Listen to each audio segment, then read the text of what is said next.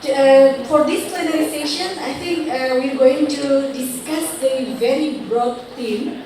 We're going to discuss disability rights, democracy, and citizenship.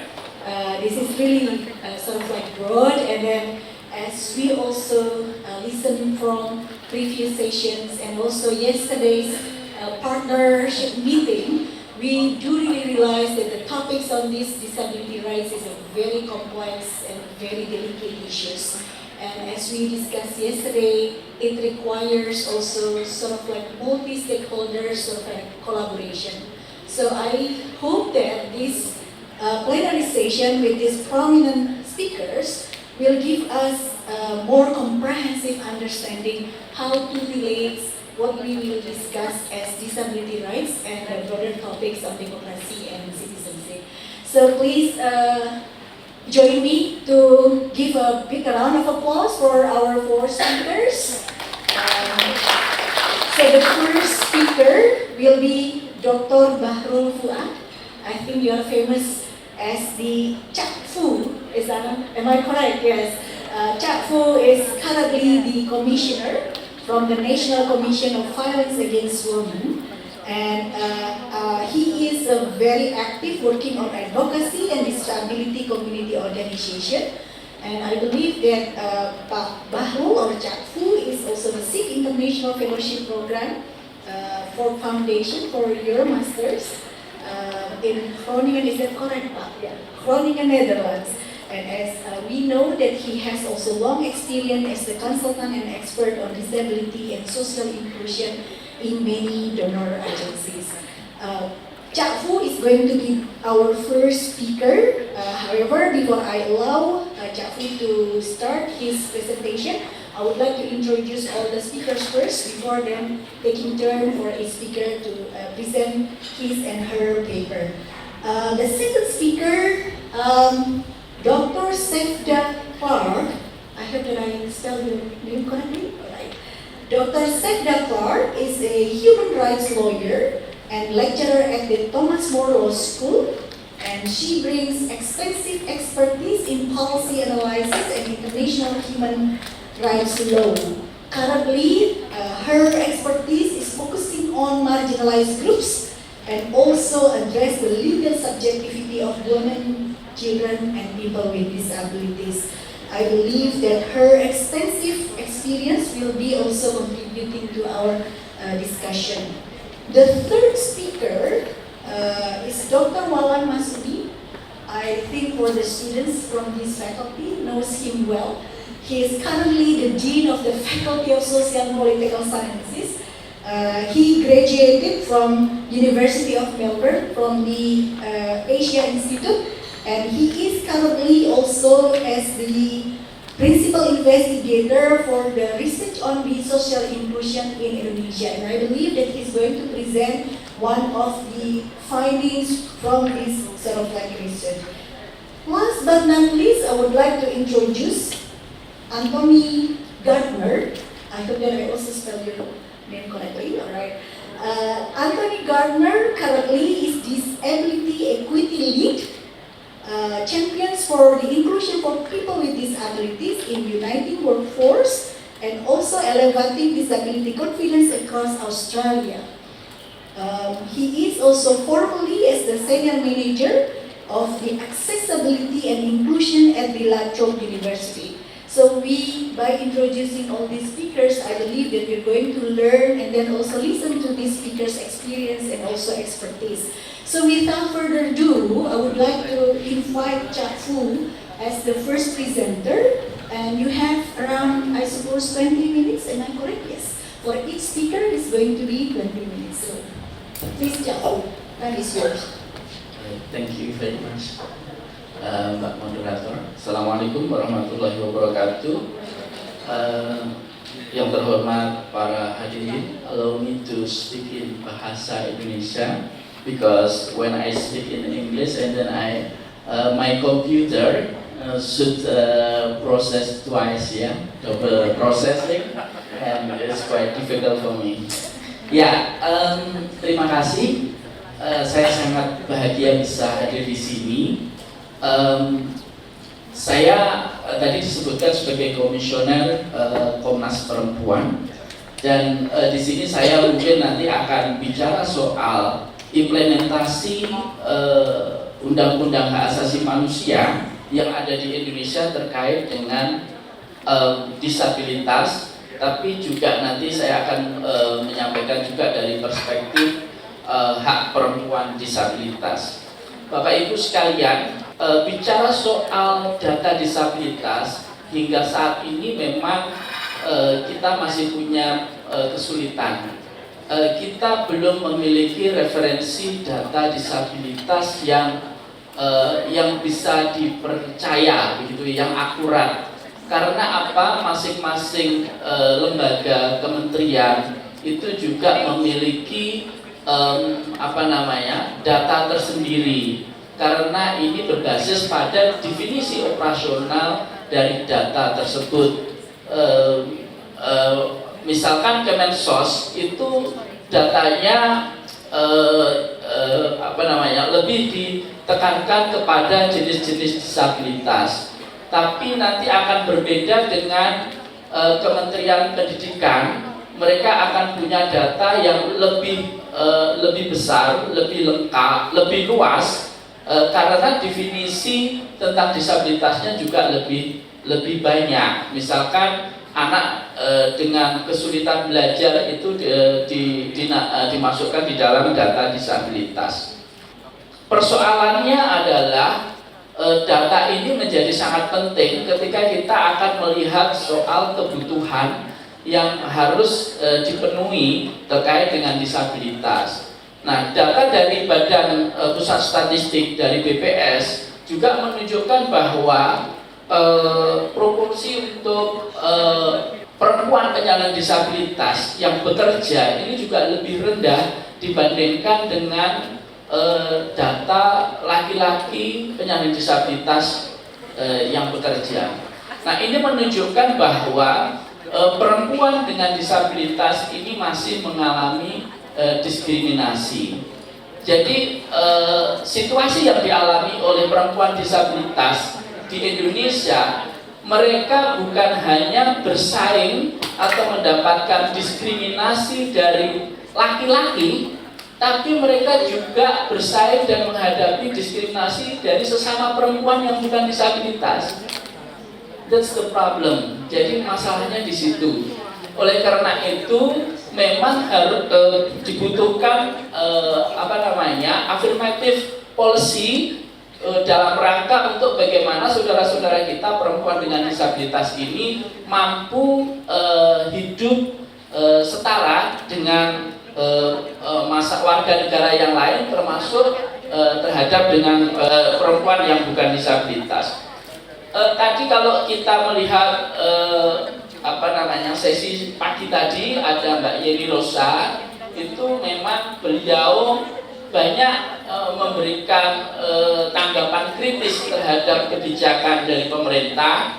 Nah, saya di sini akan memberikan sedikit penyeimbang karena mohon maaf Pak Dekan, saya hidupnya juga ditunjang oleh APBN, jadi saya agak sedikit harus netral gitu ya. Kalau Mbak Yeni kan dari aktivis, kalau saya dulu memang aktivis, jadi saya ngomongnya bisa lebih keras daripada Mbak Yeni. Tapi karena saya beberapa tahun ini didukung oleh APBN, jadi ngomongnya agak soft gitu ya. Nah, kebijakan-kebijakan di Indonesia sebenarnya sudah banyak ya yang menjadi lebih baik begitu ya. Kasih contoh saja, misalkan kita sudah punya undang-undang disabilitas. Proses pembuatan undang-undang disabilitas itu memang cukup panjang ya. Itu kalau tidak salah dimulai di tahun 2013 draftnya, diskusinya 2013-2014 dan baru disahkan di 2016. Jadi lumayan panjang. Nah, di 2000 itu dulu ada beberapa kontradiksi antara kelompok-kelompok disabilitas yang memang benar-benar aktivis dengan teman-teman disabilitas yang supported by government. Nah, itu agak berbeda. perspektifnya. Dan saya pada waktu itu di tahun 2015 memberikan tulisan kritis terkait dengan draft undang-undang disabilitas di Kompas. Dan menariknya itu kemudian juga diakomodasi oleh undang-undang yang sekarang ini. Undang-undang yang lain selain undang-undang disabilitas, kita juga sudah punya yang baru, misalkan undang-undang kesehatan, Omnibus Law ya Pak Dekan ya namanya, Omnibus Law kesehatan, itu juga sudah sedikit banyak mengakomodasi teman-teman disabilitas, misalkan terkait dengan izin untuk melakukan sterilisasi terhadap perempuan disabilitas. Kita juga sudah punya undang-undang tindak pidana kekerasan seksual nomor 12 tahun 2022. Nah, di situ juga jelas bahwa ketika terjadi kekerasan seksual dan korbannya adalah penyandang disabilitas, maka ada pemberatan hukuman bagi pelakunya, dan juga misalkan larangan di rumah sakit jiwa, di rumah sakit jiwa dan panti rehabilitasi itu terkait dengan pencegahan untuk sterilisasi, itu juga sudah ada. Nah, ini next slide. Kemudian Undang-Undang Nomor 16 itu sudah disusun dan bahkan juga sudah disahkannya peraturan pemerintah dan undang-undang peraturan turunan. Maaf, saya ini agak grogi ngomong hukum kalau di fakultas hukum begini ya, banyak teman-teman yang fakultas hukum juga. Nah, karena saya basicnya psikologi. Nah, beberapa peraturan pemerintah itu sudah disahkan, kemudian sekarang sudah ada KND, Komisi Nasional Disabilitas di Indonesia, dan kita juga sudah punya. Ini ada satu yang PP-nya masih kontroversi, Pak Dekan dan teman-teman sekalian, soal konsesi. Peraturan Undang-Undang Nomor 8 tahun 2016 itu memandatkan adanya konsesi, cuman sampai sekarang belum bisa terlaksana karena ini soal uang. Soal uang itu memang agak susah. Jadi konsesi itu prinsipnya yang dimaui oleh teman-teman itu bahwa ketika ada disability card, maunya ada kartu disabilitas yang dengan kartu itu kemudian bisa mendapatkan diskon, mendapatkan keringanan untuk misalkan beli barang, kredit rumah, dan lain sebagainya. Tapi diskusi ini belum selesai di Kementerian Keuangan. Karena kalau misalkan ada potongan 25%, yang 25% itu siapa yang akan bayari? Nah, itu belum selesai. Kalau untuk fasilitas transportasi jasa itu sudah berlaku, misalkan di KAI, kalau Anda disabilitas itu akan ada keringanan kereta api. Tapi kalau yang lain belum. Nah, next slide, saya cepat saja nanti kita bisa diskusi. Pemerintah juga sudah melakukan beberapa kebijakan untuk mendorong terjadinya inklusivitas di Indonesia. Nah, memang ada beberapa tantangan terkait dengan kebijakan pemerintah ini. Yang perlu saya garis bawahi di sini, kalau bicara soal partisipasi penyandang disabilitas dalam perumusan kebijakan, maka pemerintah akan mengklaim sudah dilakukan. Tapi masalahnya setelah partisipasi itu kemudian tidak ada meaningful consultation.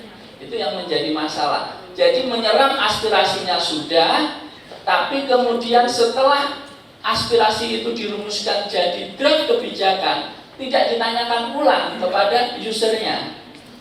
Dalam hal ini adalah teman-teman disabilitas. Jadi problem kita adalah kalau meaningful participation itu mungkin sudah, dan itu didorong oleh teman-teman donor ya. Saya dulu di program peduli dengan Mbak Ade. Nah, itu di program peduli mendorong bagaimana meaningful participation-nya terjadi. Tapi meaningful konsultasinya itu belum. Karena semestinya ketika aspirasi sudah diserap oleh pengambil kebijakan, itu kemudian dikonsultasikan kepada komunitas, tapi itu tidak terjadi. Sehingga seringkali banyak kebijakan itu yang tidak tepat sasaran, tidak tepat sesuai. Misalkan contoh sederhananya saja Pak, ada konsultasi misalkan UGM, oke, kita bikin RAM Pak, harus ada RAM. Gimana supaya sudah ada RAM di situ? Tapi maaf saja, saya naik RAM itu kalau tidak ada yang mendorong nggak berani Pak. Saya pasti akan kembali begini. Maka harus ada yang mendorong. Karena RAM-nya itu belum standar, misalkan begitu. Tapi sudah bagus. Nah ini aspirasinya sudah. Tapi ketika konsultasi apakah RAM yang kami buat itu sudah nyaman, sudah sesuai belum, itu tidak terjadi. Nah ini masalah di kebijakan kita. Berikutnya, next slide. Kemudian soal beberapa tantangan terkait dengan membangun masyarakat inklusif di Indonesia itu adalah biasa. Seringkali soal komitmen dari kementerian dan lembaga ini juga masih sangat rendah. Saya tidak tahu nanti di Australia bisa berbagi ya bagaimana komitmen pemerintah. Undang-undangnya sudah ada, peraturannya sudah ada, perdanya sudah ada. Tapi bagaimana komitmen menjalankan peraturan itu baik dari pemerintah dan lembaga masyarakat itu juga masih sangat rendah. Lagi-lagi alasannya adalah soal budget. Itu seringkali soal budget dan uang yang tidak tersedia. Yang berikutnya adalah soal kolaborasi yang sinergi antar kementerian dan lembaga. Saya masih melihat sampai sekarang, mulai tahun 2013 sampai sekarang itu masih terjadi. Kalau Kemensos bikin pelatihan menjahit, Kemenaker juga bikin pelatihan menjahit. Kemudian Kementerian Perindustrian juga bikin pelatihan menjahit. Kalau bikin kue, semuanya bikin kue. Katanya bikin program disabilitas. Kalau kuenya sudah jadi, lalu yang masarin siapa? Kalau semuanya melatih bikin kue, itu masalahnya. Saya dari dulu sudah bilang bahwa kita harus melakukan sinergi. Sinergi itu adalah berbagi peran, tidak harus sama. Karena masalah kita di pemerintahan itu. Masalah kita di pemerintahan itu soal nomenklatur Pak, dengan apa?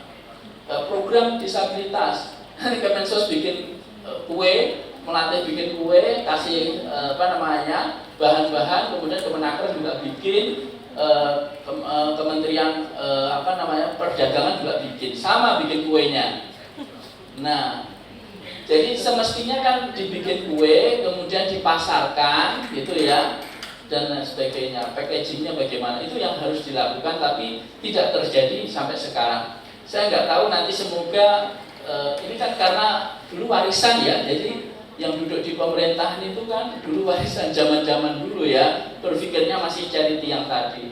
Semoga nanti PNS yang baru ini bisa berubah begitu ya. Yang berikutnya tantangannya adalah partisipasi tadi itu ya, meaningful participation sudah saya jelaskan. Nah yang terakhir ini masih kuat di Indonesia, soal social stigma. Soal social stigma ini tadi saya mulai dari pagi juga mendengarkan ya dari para pemateri tadi, terutama Mbak Yeni. Itu memang begitu. Jadi pemerintah kita itu masih charity based policies. Walaupun beberapa sudah melakukan ya. Kalau Pak Maliki, ini beliaunya nggak ada ya di sini ya? Oh nggak ada. Kalau kebetulan nggak ada ya. Jadi kalau Pak Maliki mungkin sudah bagus ya perspektifnya. Baik. Nah, tapi yang lain-lainnya perlu terus dikawal terkait dengan perspektif inklusinya. Nah, kemudian di Indonesia cukup banyak soal DPO. DPO itu kita punya berapa? We have hundreds disability organization in Indonesia that are very active to speak our right, ya. Dan ada banyak kelas kalau bicara soal DPO. Tapi mostly mereka punya punya partisipasi yang sangat bagus terkait dengan soal kebijakan. Nah, next slide. Nah, ini ada gambar saya sama Mbak Uri. Mbak Uri ada di belakang. Nah, ini dulu sama saya masih muda gambarnya. Saya belum takut mati waktu itu, sekarang udah takut. Ini ada Mbak Uri, sekarang jadi dosen fisik ekonomi ya Mbak ya. Nah, kalau soal partisipasi organisasi penyandang disabilitas itu sangat bagus di Indonesia itu.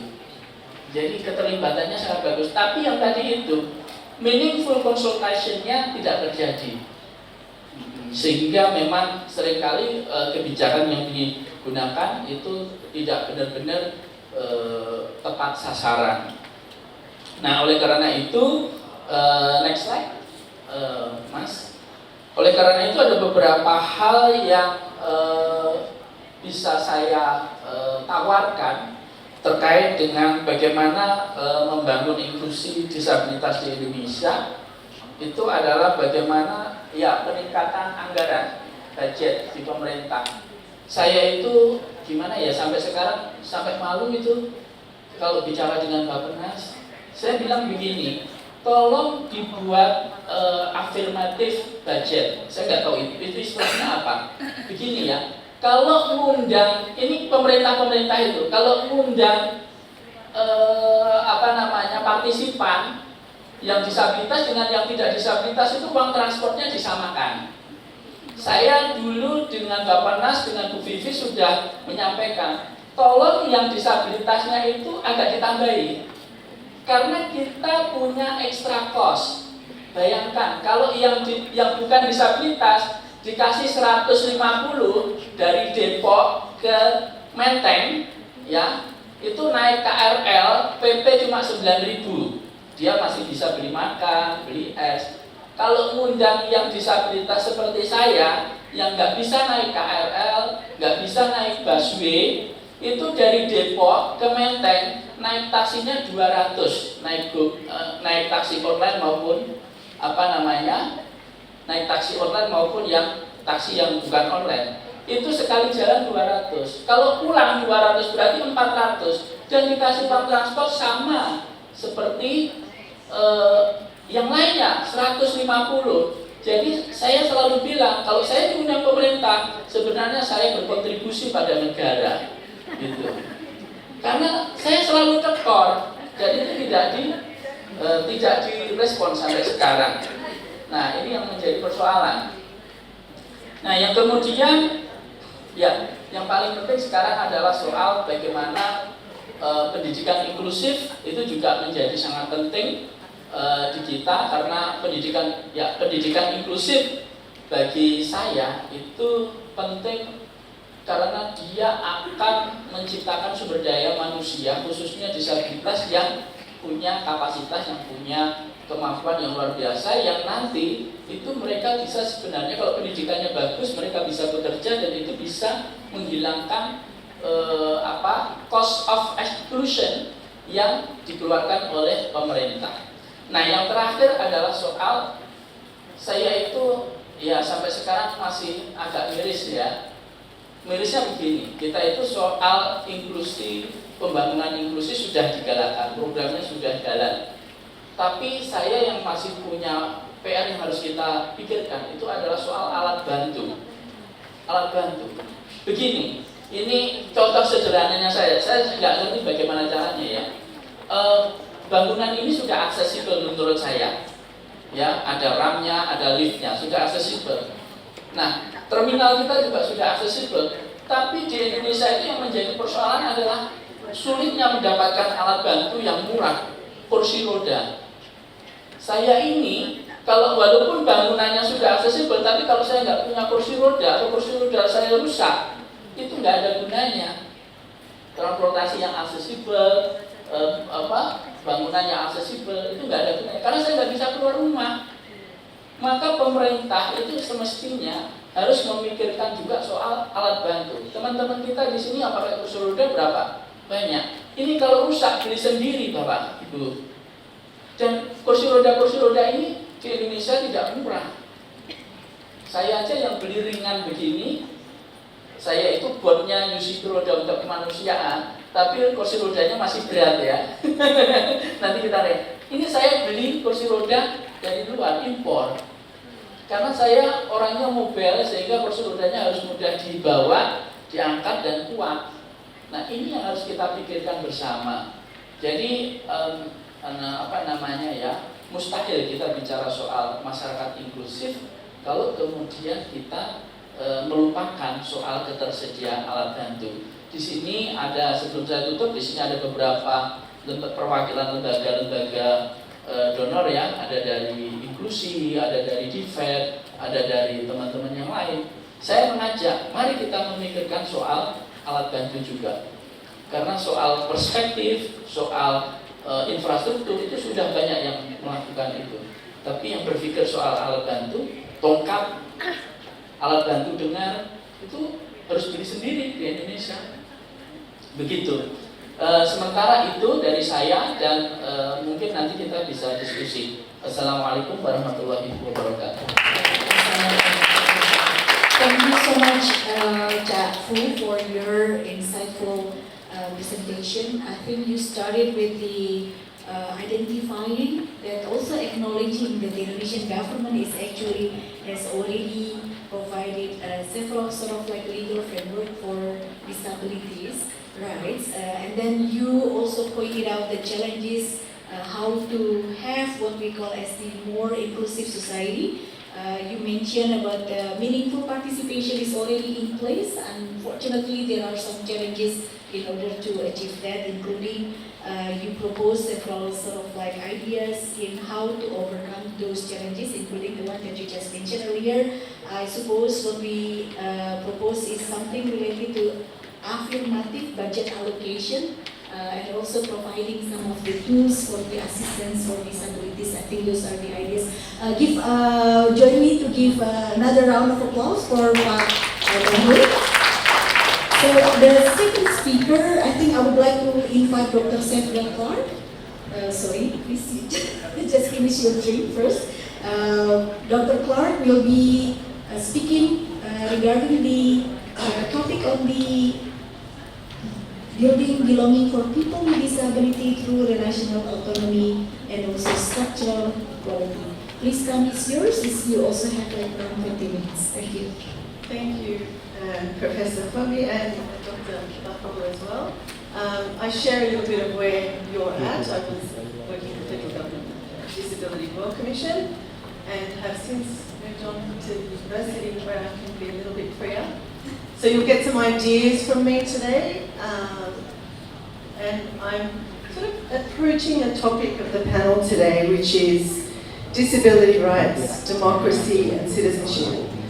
Unpacking democracy and really talking about participation in the democratic sense, and citizenship being this concept of belonging. And inclusion is notoriously difficult to define. This is one of the issues we had at the Royal Commission as well. It depends on how do you skin an animal. It's a bad expression, but you can do it in many ways. And inclusion and belonging, I will use synonymously, so to mean the same thing. So a room of one's own, building belonging for people with disability through relational autonomy and structural equality. Apologies for the multiple concepts there, which I'll try and unpack. Essentially, you can see that I borrowed from feminist theory and Virginia Woolf's famous literary text from her 1929 book, where she describes the need for women to have a room of their own in order to fill a vacuum and a void of the lack of female writers, essentially, and that they need economic independence, and they need a physical room in addition to that, they're all connected, and it's a sort of a cross-cutting issue for people with disability, and I wanted to start with that metaphor. And just a quick word on the method. I said I'm using feminist theory. I will do a little bit of time travel today and put our heads in a bit of a spin. But essentially, I'm a human rights lawyer, and you'll get positive law from me. And what do I mean when I say that? I mean, Indonesia and Australia are both signatories and parties to the Convention on the Rights of People with Disability. And they've agreed to be bound by the Convention, which I'll just refer to as the Convention. And so it will be a very textual interpretation of what the CRPD actually requires. And I will sort of intersperse that with some theory. And I use a critical cosmopolitan approach, and what do I mean by that? I'm rejecting, to the extent possible, the use of binaries, West and everybody else. And some of you may remember the Asian values debate and human rights discourse from the 90s, that in Asia we're communitarian and we're family values based, and human rights is very individualistic. And autonomy comes into play in that respect. So I'm challenging that. And I've done quite a bit of that in my doctoral research. So I'm going to indulge me please today while I do a quick overview of that, which I think is very important in a context like Indonesia, where we have a Muslim majority country, to at least challenge those binaries in order to deliver more effective human rights protection for people with disability. So who is the West anyway? I've written a paper on this. I said that I looked at this in my doctoral research, but essentially I located the West based off the back of a lot of very rigorous research to show that John Locke borrowed extensively in his essay on human understanding from a 12th century Spanish Muslim treatise, which essentially said I was commissioned to produce a work of philosophy from the West. The first West was, in fact, articulated to be in Spain when it was under Muslim rule. And in fact, Ibn Tufayl, who's the author of the text, Hay ibn Yaqzan, was the teacher of Averroes. And when translated into English in the 17th century, John Locke, who borrowed heavily from this text, as it's now been established, was exiled. But in 12th century Muslim Spain, Ibn Tufayl published this work on human understanding, and he's known now as the first empiricist from the West, who's now, I argue, establishes essentially the first autonomous reasoning political subject, an individual. And this comes from our shared Western tradition, so we can locate that in our Muslim philosophy and scholarship. So, autonomy it's important to unpack it, and I argue that inclusion, for the purposes of today at least, we can secure through two key pivots in the Convention, and one of them is autonomy, and the other one is what I call structural equality, or the group, and I'll explain that as I go. So essentially, the Special Rapporteur of the Convention of the Rights of People with Disability, Mr. Gerard Quinn, unpacked in his work this so-called masterless man, that no one can really live up to this concept of the reasoning, autonomous, liberal agent, political subject of the Enlightenment. And it's been written into human rights treaties, and in fact the CRPD is said to be a paradigmatic shift. It's groundbreaking, it's a trailblazing human rights instrument in international law, precisely because it's the first treaty to unpack that masterless man, that myth, that only the reasoning, autonomous, male, middle-aged, often man can reason. And we all know as adults that we're making unreasonable decisions all the time. But the law doesn't prohibit us and prevent us from doing that. So the CRPD, essentially in Article 12, puts forward and advances legal personality for disability. But this is a little bit of a background. So Hay ibn Yaqzan, who I've already referred to, he's the subject of this 12th century text, essentially borrowed from Robin Crusoe, essentially borrowed the story. Hai is born somewhere near the equator, on an island. It's the original position from Rawls, if you like, in John Locke's essay. He's brought up by a gazelle until the age of 12. His community is the environment, the physical environment, the flora and the fauna, and he's the first empiricist, a child. And he's engaging with his physical environment. And his mother, the gazelle, nurses him. And he, the first empiricist, learns how to perform surgery at the age of 7 when his mother dies. And there's the image of him performing surgery on his mother, the gazelle. And he's alone on the island until he's 30, and essentially he discovers meaning through empirical means. And it's only when he's 30 that another human being actually enters the island. So I could go on at length about this, but essentially we're seeing a non-anthropomorphic vision of subjectivity, to use a few loaded words there. A connection with environment, not just based on humans in that space, and we'll come back to that later. So essentially, what did this do for me in my research for children and people with disability? You don't have to be an adult to reason and to be a subject who has legal rights. And we can thank you. We can move on to the next slide. Thank you. So Article 12, which I don't have up here, essentially it's Hannah Arendt's the right to have rights, and that's what CRPD does. And secondly, we see the CRPD's vision of equality is groundbreaking.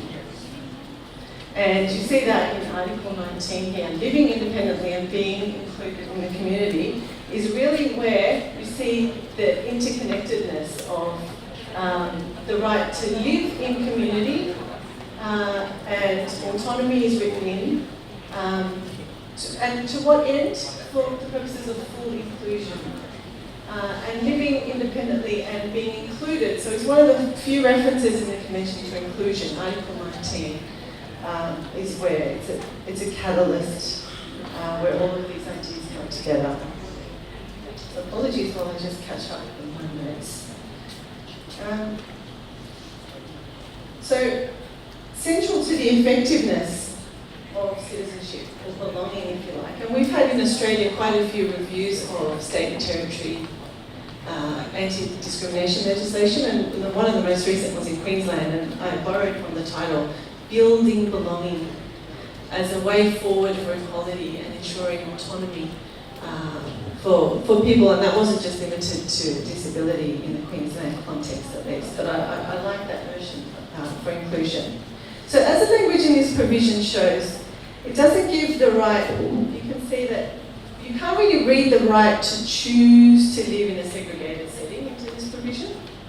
So the right to being included in the community is very much dependent on autonomous choice, and autonomy in the Convention is linked to choice and control, that the individual has the capacity to choose where they live, with whom they live, and so on. But they can't choose to be in a segregated setting. So you don't see that in the language here. So moving on to autonomy. Thank you. Let's explore how it looks in the Convention. So we see autonomy in 3 ways. And in the first appearance of autonomy is in the preambular paragraph. So essentially laying out the background and the objectives of the Convention itself. So it states in paragraph N that recognising the importance for people with disability of their individual autonomy. So that's the language that the Convention is using. So please focus on that for a moment, because I'm talking about relational autonomy. And I'd like to just ask you to remember that. So this includes the freedom to make their own choices. It does not create rights and obligations when it appears in the preambular paragraphs, but it nonetheless is important. And secondly, we see autonomy as a guiding principle under Article 3. It's one of the principles that is to guide every single right that the CRPD provides for in the substantive rights. So essentially it undergirds everything. Everything has to be looked at through an autonomy lens. Every right has to be with an end to enhancing the choice and control of individuals with disability. And then we see it actually embedded in concrete rights. And there's two specifically that it's referred to in, and they're the right to health and the right to prevention of violence, abuse, neglect, and exploitation. So Article 16 as well. But as I said, it has very strong links to Article 12 and supported decision making. And belonging demands, and we see this in the Convention, that decision-making supports are built in to, say, Article 13 in access to justice, that when you're making a court appearance as a defendant, that you should be supported in that capacity. One area where we need to do a bit more work in Australia is to allow people with disability, deaf particularly, on juries. So not just defendants in criminal trials, but also jury members. So people with disability need support to access the rights that they're provided in the Convention. Now, I use the Convention in my research to strengthen the rights of children because Article 12 is so groundbreaking for one reason, that is, it's universal legal capacity. It doesn't have a substantive definition of what you need to do or what decision you need to be able to make. You can be a 2-month-old baby and you still possess that right to make a decision under the Convention on the Rights of People with Disability, and that's groundbreaking. New Zealand, for example, when I was doing my research, I was confronted by, as you do in panels and conferences, well, how does a 2-month-old baby have the right? How can they exercise their right to legal capacity? Well, Queensland have given, sorry, not Queensland, New Zealand have afforded legal personality to a river. So a river can have a legal voice. The river needs to be supported, to use this language, to express that voice, as does the 2-month-old baby. So Article 12 is quite powerful because it asserts that individuals, given the rights of court, will be able to exercise autonomous choice and control. So there's a lot of work to be done there. So the committee, in its standard setting instruments, in the guiding, the general comments that it provides, to elaborate further on some of these provisions, said that freedom from discrimination and the recognition of legal capacity restores autonomy and respects the human dignity of the person in accordance with the principles that we've seen in Article 3. So it's fundamental to Article 12. And specifically, the committee then went on and described what this supported decision-making looks like.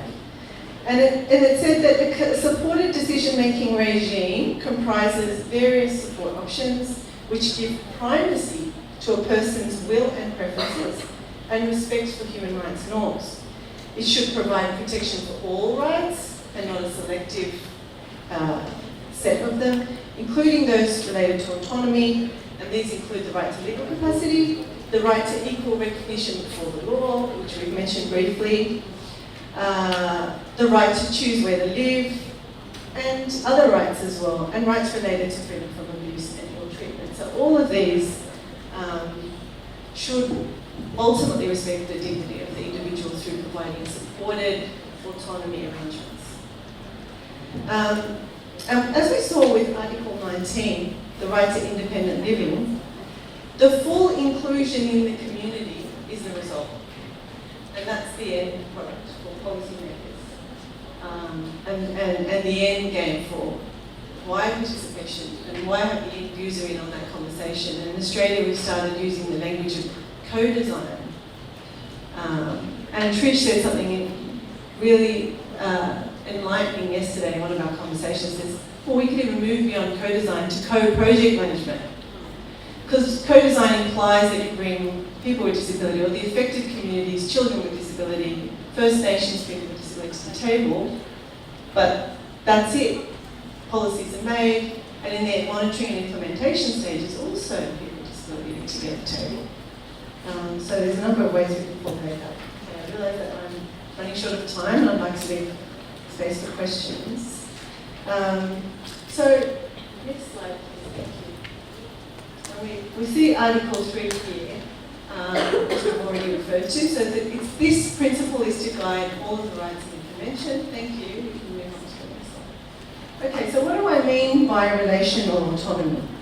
And there's a lot of feminist philosophy exploring this concept at the moment, and I'm not going to, you'll be pleased to hear, go through all of that. But my definition for the purposes of today is we need the other with a capital O, the non-disabled other, the non-Western other, the other in every respect to exercise their individual and personal autonomy. They can be the child. So we need to be in relationships and community to be able to exercise our rights, our individual rights. And the story of Kai Young-san really demonstrates that for me. And for him, it was his environment that was very supportive. And in fact, in that story, we also have a bit of a disability story, because Hai felt very inferior to the animal kingdom, because they had all these prowess and strengths that he didn't have as a human being. So we need the other. And the convention shows us how the other can support individuals with disability to exercise their autonomy with respect to all of their rights. No person is an island. And I think this would be controversial in some disability spaces to say that the Convention on the Rights of the Child actually, the rights of people with disability actually presents what I call relational autonomy, because we looked at the language of individual autonomy, right? But the Convention is paradoxically working with supported decision making and support to exercise rights in the Convention. So families are built in. Communities are built in. And the beauty of feminist scholarship on relational autonomy is, to me, is really that it demonstrates that actually no reasoning, so-called reasoning, non-disabled adult makes decisions in a vacuum. None of us do. We all need to turn to financial advisors, lawyers, to make informed choices, family members. We're doing that all the time. And we have the right to do that. And the CRPD guarantees that the dignity of risk, to use that language, to people with disability to make unreasonable decisions if they want to. But that's where relational autonomy is so important. And in a context like Indonesia, I think this can be a bit of a lead in for us, because individual autonomy doesn't challenge people's belonging in community and family. In fact, the family and the community builds support for that individual with disability to be able to exercise their autonomy. Do they want to go to school? And essentially, what is autonomy for a person with disability? It's the ability to go out and sit on a park bench any time of the day of one's choosing and to contemplate life. We all have that right. And when you've got people with disability in segregated settings, whether they be in family environments or in boarding houses or in institutions or pseudo-institutions, they're clearly being deprived of that right. So autonomy is critical. And the feminist challenge to autonomy is a very good one. In its wider sense, there are narrower constructions where it says, okay, well, autonomy has to look substantively like this. Women need to be able to make these decisions, and if they can make these decisions, then they're autonomous. But a very wide conception of relational autonomy says that. No, it's a procedural thing. We don't need to look at what the substance of the decision that that individual is making, except to say that they've been supported and they're exercising their choice and their will and their preferences in making that decision. So, moving on to the next slide, please. We're going to shoot through this. I think your time is about to. Okay, yeah, thank you. It's very much. One more minute. One more minute. Well, I'll fly through the next couple of slides. So, essentially, as I said, the Convention is also groundbreaking in its conception of equality. Moves from formal equality to substantive equality. Fundamentally, it's intersectional. And that goes to something, Dr. Bahul, that you were talking about, with the need to look at women with disability and not just people with disability and the rights of women. But there's something special that takes place. There's a combustion. It's a special characteristic, and add to that cultural minority status, then you've got intersectionality working on many levels. So essentially,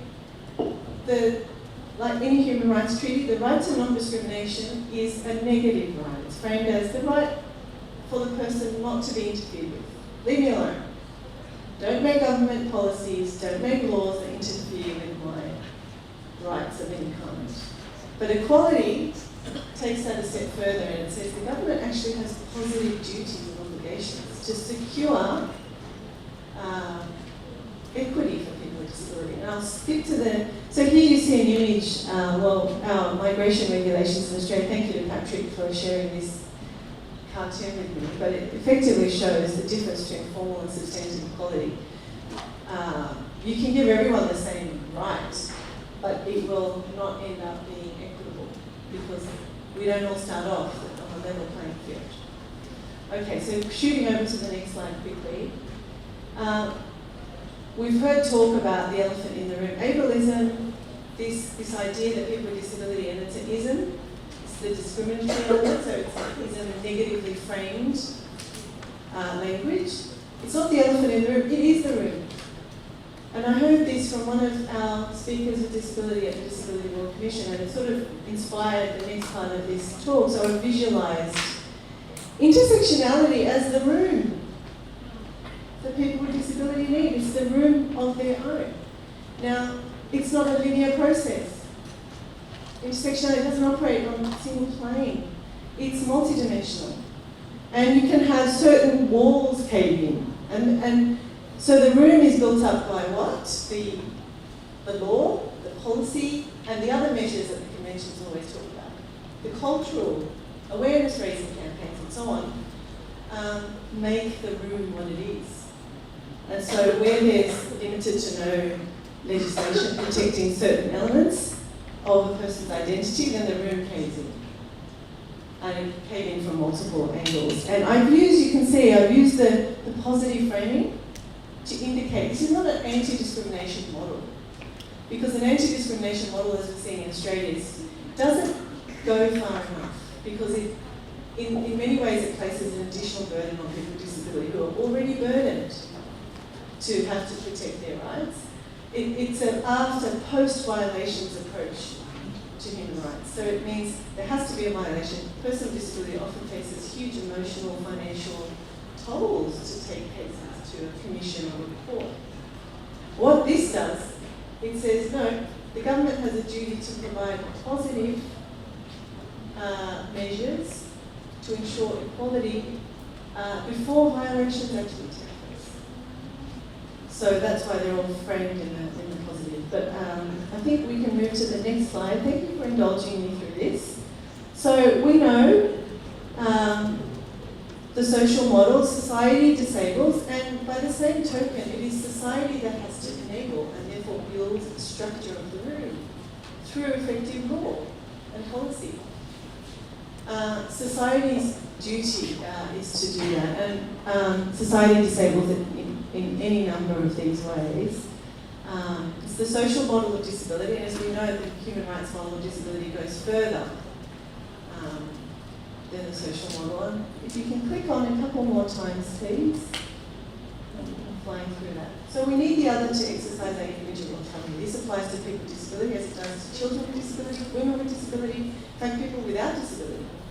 And that's what I love about disability, the CRPD Convention, but also disability rights more generally. It's the lowest common denominator. If you can effectively protect and provide for the rights of people with disability, you've captured quite a few end users in your policy.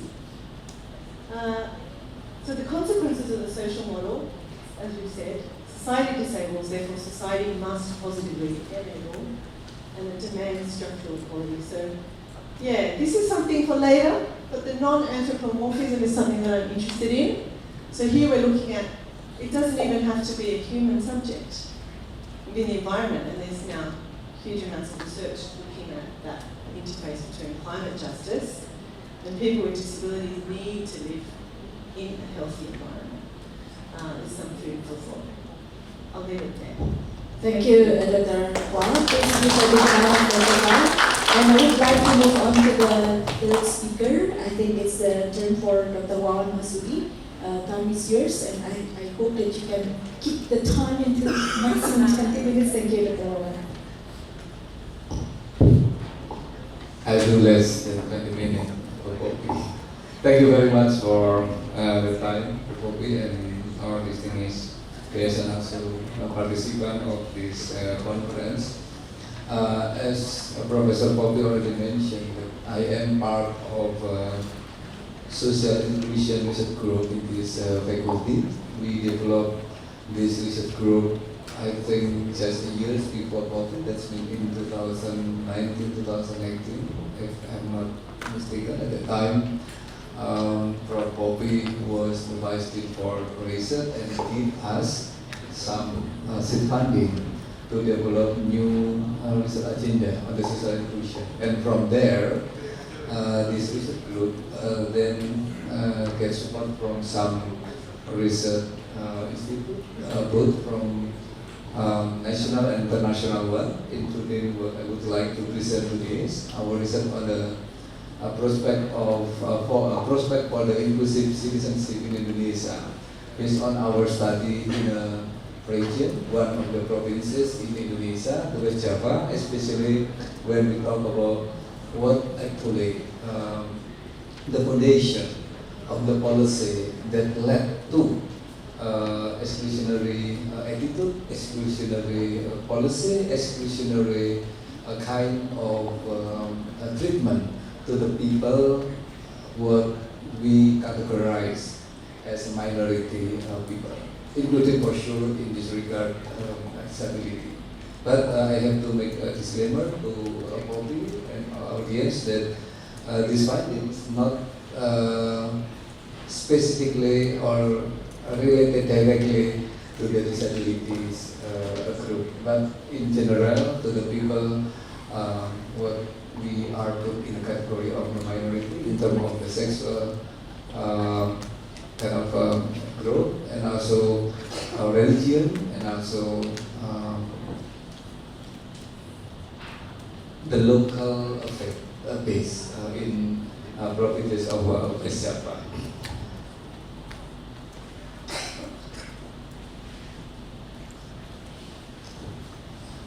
What actually kind of motivate us in this faculty to understand the problem of social inclusion and social exclusion in this country.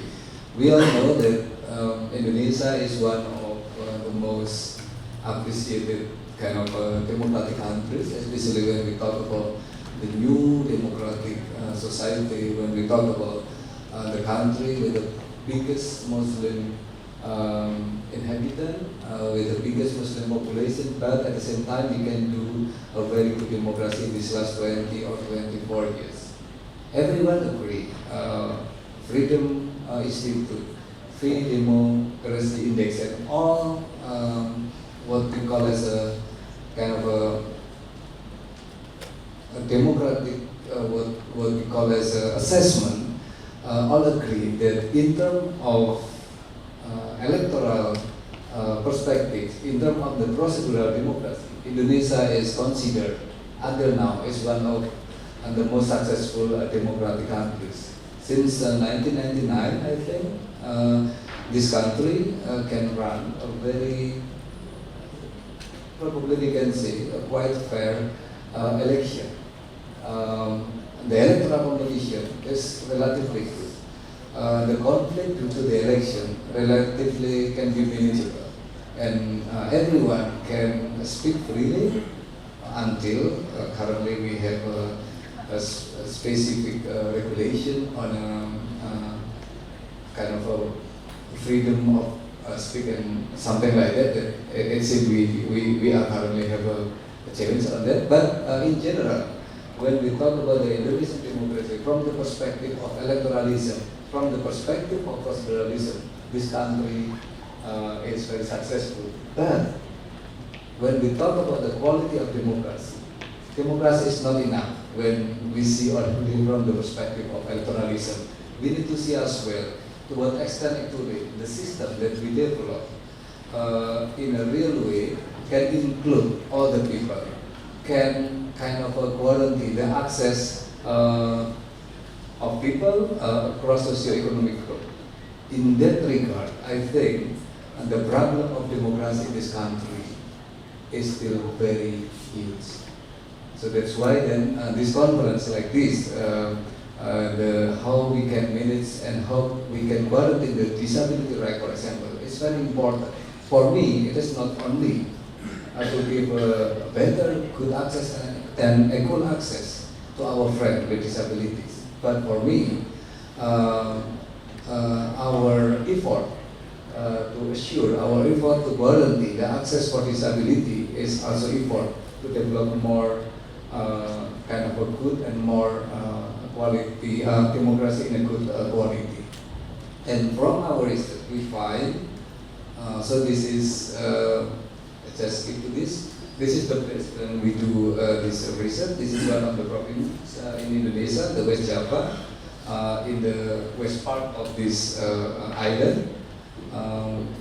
And we try to understand what actually happening at the local level, what actually happening in West Java with regard to the people with what we call as a minority group.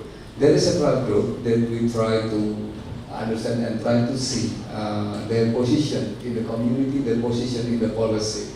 The Ahmadiyya community, Ahmadiyya is kind of an Islamic group that still have a really big problem because it's seen as a kind of a deviant in terms of the religion of Islam, and also the indigenous faith believers. The non-Muslim communities, especially people with a different religion or other than Muslim, Christianity especially, and also the LGBTQI plus community. And from the research that we did, we find some pattern of exclusion that happen or that kind of experienced by this community. We find that the problem of the state mindset and also the state policy is really a big problem in this, not only in this area, but in this country. Many of exclusionary policy that exists in the local region or in the local government in Indonesia actually kind of a derivation from the national policy. So this is what we call as a top-down manner of a policy. So I mean, many local government in Indonesia, not only in West Java, the place that we study specifically, but in other area, they only copy it. They do what we call as a vertical policy learning. They adopt, they formulate, and they implement a policy that in the end having impact of exclusion to some certain of group because they follow what is right in the national regulation. So this is one of the most important thing when we talk about the pattern of exclusion in Indonesia. The national government law is very important. So that's why we need to do more in order to understand what actually exists in our national framework, because the local government, even though we have very strong decentralization and local autonomy, the way they formulate regulation are still following what is right in the national policy framework. This is a very kind of one of the biggest agenda when we need to see what actually the root of the problem of the exclusion in many aspects, not only in the group that we study, but also in the aspect of the disability right as well. That's the one thing. Other thing, actually, from the community or from the grassroots perspective, there is some ideas as well, actually, to discriminate people that are different with their kind of identity. So this is what we call as a kind of a bottom-up exclusionary process, and they're coming from the society as well. So this kind of policy usually related with the people with a different sexual orientation. Yeah, that's the most kind of strong finding that we find, and also the people what so called as a deviant when we see from the religious perspective. So actually we find two different kind of patterns of exclusion in terms of the policy. One is coming from above, top-down manner, and the second one is the bottom-up manner. But the top-down manners is the most important one if we want to see, even though for sure, when we talk about the community in Indonesia, we have a very diverse group and they have a different way in seeing people with a different kind of status, different identity, and also different ability. So that's why these two of things we need to see concurrently when we talk about the problem of discrimination in some area in this regard in West Java, but also in Indonesia in general. That's the first important point. The second one is how this policy then come into practice. The pathway of this policy and who can be the veto player. We find a different pathway of policy making when we discuss about the exclusionary policies in Indonesia. For sure, the government-led policy process is still strong. As I already said before, many local government in Indonesia, when they formulate policy on a specific area, especially on the exclusionary or in the area of, with regard to the identity politics, they just following what the national government put in the national regulation or national framework. So the government-led policy, it's something very common in Indonesia. Who is the government in this regard? For sure, the bureaucrat and also the local government leader in this regard can be a governor from the provincial level, the bupati or head of district for the district level, and also the mayor for the city level. So the government-led policy, it's one of kind of the pattern when we discuss from where the policy come from. The second one is the party-led policy. As I already mentioned, after we got the decentralization and local autonomy in Indonesia, implemented in 2001, 2002, the political parties at the local level play a very important role in formulating the policies. In each provinces, in each district and also city, we have what we call as DPRD, means the local legislature. It's like a kind of a representative of party in our legislative system.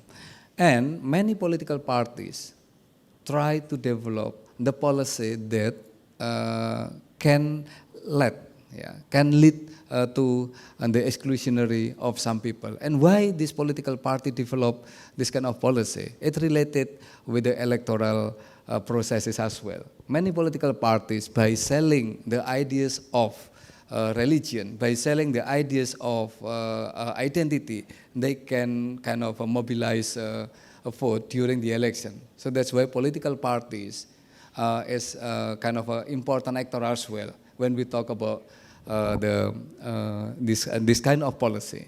For sure, for the disability rights can be different for the process, but I mean, we can also influence the political parties in order to bring this issue as well when we talk about the disability right, because they can play a very important role at the local level especially. For sure at the national level they can play a role as well, but you know, at the national level, the political kind of dynamic is quite complex in Indonesia.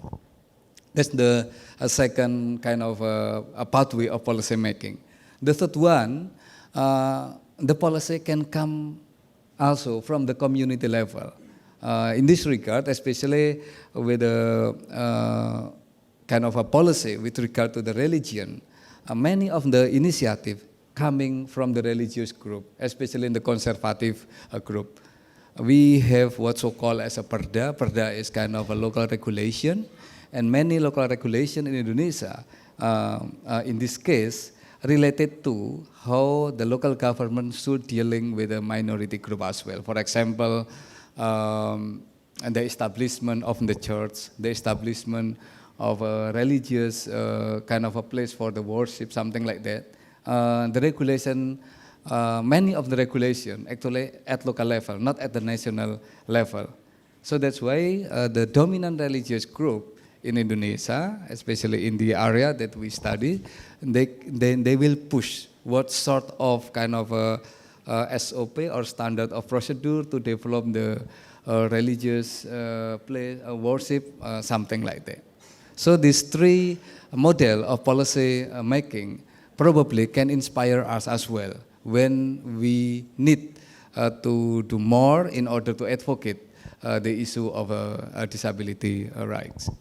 Another important finding that I would like to present, that's the third one, actually the importance of what we call as the pro-inclusion to promote this issue.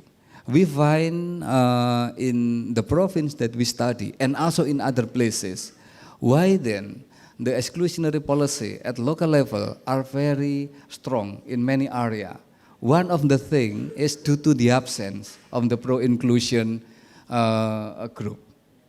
So after the civil society movement getting, probably, I'm not using the correct word, but in 1998 till early 2000, the civil society movement in Indonesia is very strong as part of the democratic movement.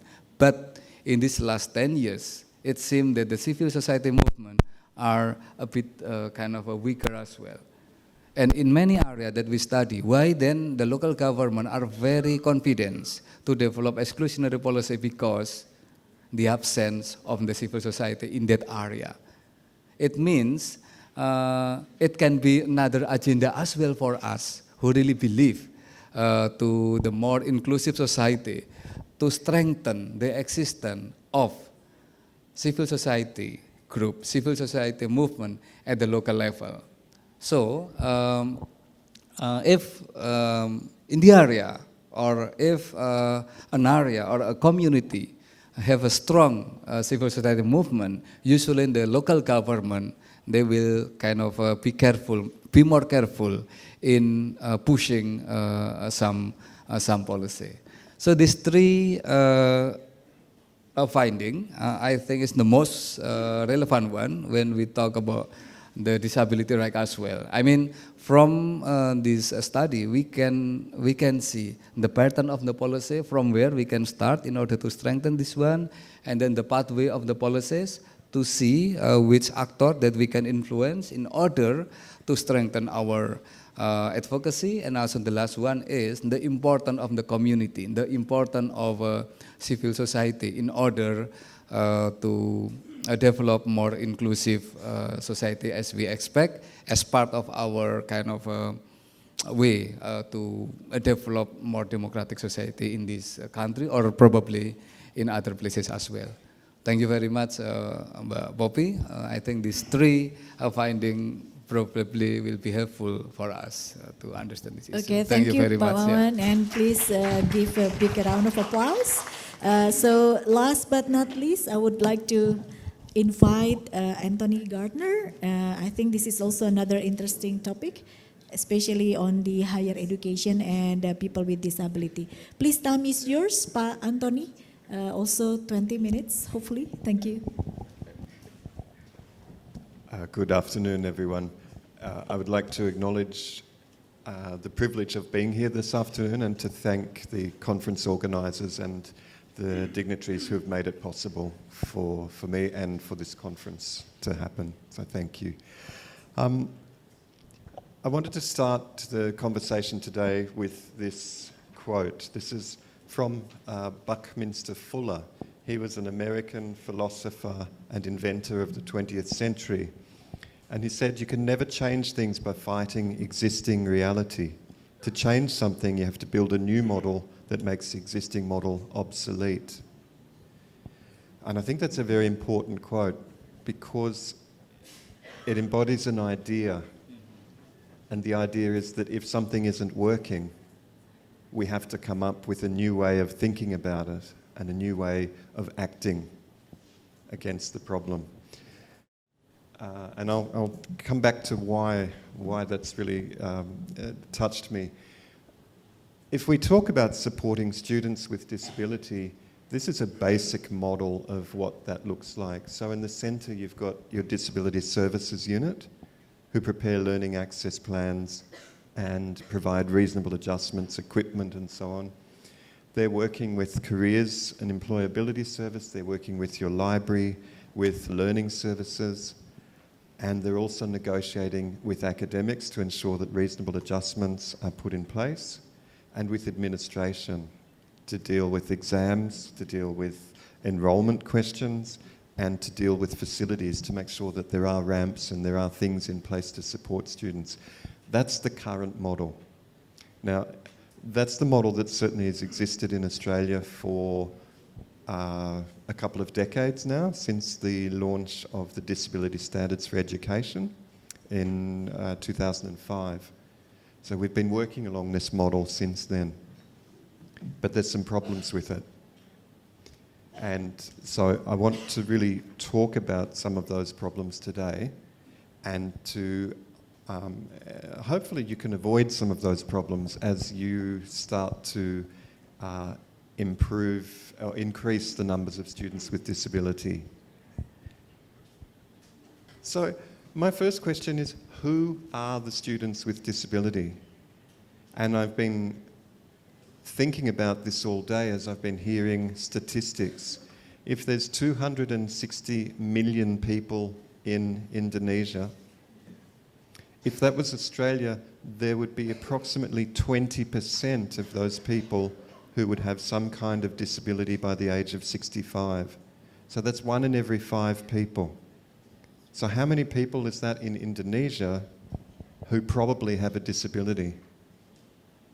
Who's the mathematician in the room? What's 20% of 260 million? 54 million people. 55 million people. Yet how many do you know of? 4.5 million. So who are all those other people, and where are they? And so when you talk about exclusionary policies, you have a policy as to how disability is defined, and that has already excluded 50 million people. That's a lot of people. That's twice the number of people that live in Australia who are not counted in your statistics. And so when you talk about exclusion, that's why I feel perturbed by that, because I'm one of those people. I live with an invisible disability. It's called multiple sclerosis. It's a disease that affects my nervous system. And I have more doctors and health professionals in my phone book than I do friends, because I need so many people to keep me well on a weekly basis. And I have a job. I earn a decent salary that enables me to pay for those people.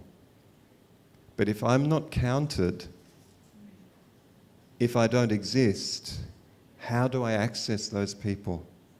And if I feel such a sense of shame that to disclose my disability is a horrible thing, is a thing that's going to affect me, then how do I get access to the services that I need?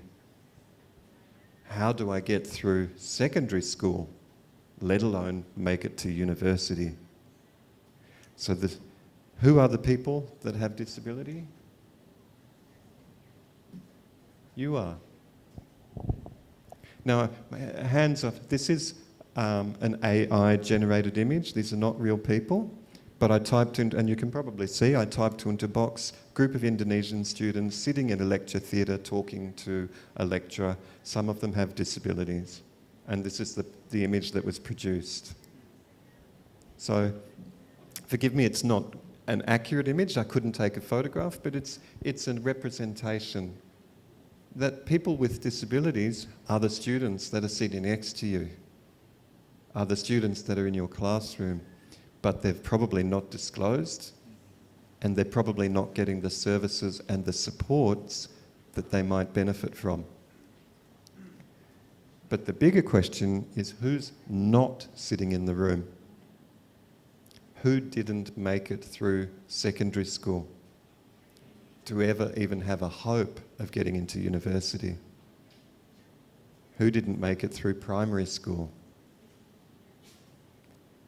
And exclusionary policies exist in many, many levels of society for all of us. So I think about who are the students with disability? What does a student with disability actually want? What do you think a student with disability might want? So this is not just sitting and listening, this is actually you have to think and answer some questions here. What do you think a student with disability might want? These are some of the things that I thought. They might want to have choice. They might want to belong and feel like they're part of something. And that means they might feel included, counted even, known about. I think a student with disability wants to be successful. They actually want to do something. They want to make something of their life.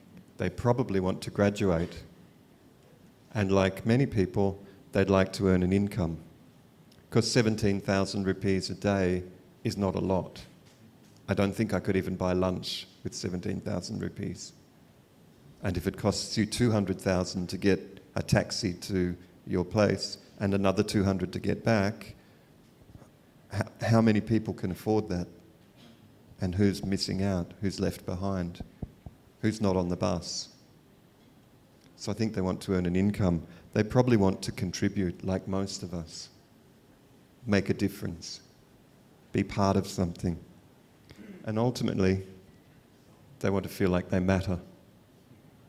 Now, hands up in the room. Who wants to feel like you matter?